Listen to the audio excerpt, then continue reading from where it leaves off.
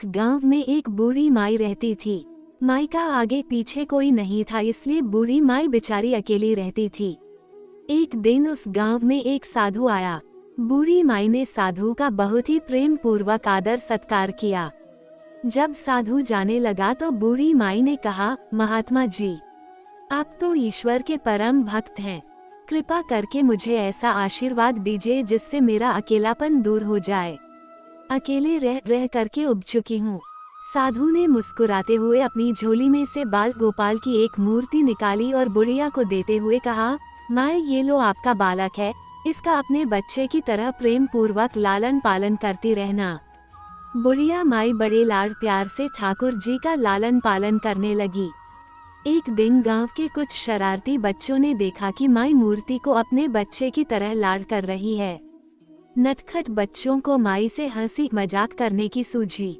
उन्होंने माई से कहा, अरे मैया सुन, आज गांव में जंगल से एक भेड़िया घुस आया है जो छोटे बच्चों को उठाकर ले जाता है और मारकर खा जाता है।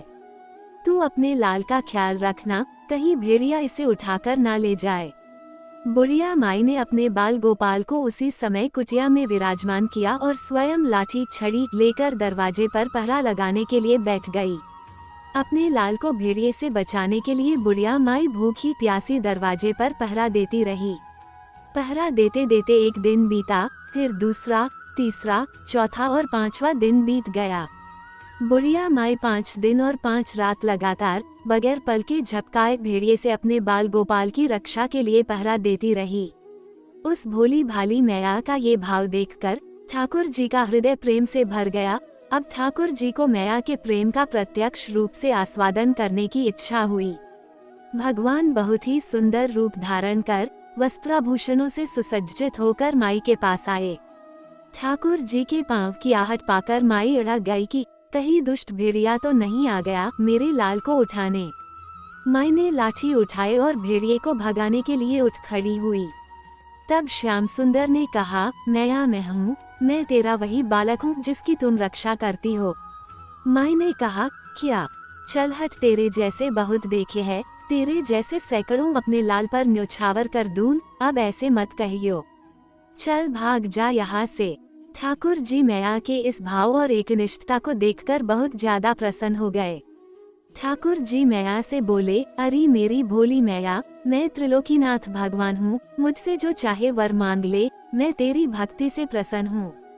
बुढ़िया माई ने कहा, अच्छा आप भगवान हो, मैं आपको 100 प्रणाम करती हूँ। कृपा कर मुझे यह वरदान दीजिए कि मेरे प्राण प्यारे लाल को भेड़िया न ले जाए। अब ठाकुर जी और ज्यादा प्रसन्न होते हुए बोले, तो चल मैया, मैं तेरे लाल को और तुझे अपने निज धाम लिए चलता हूँ, वहाँ भेड़िए का कोई भय नहीं है। इस तरह प्रभु बुढ़िया माई को अपने निज धाम ले गए।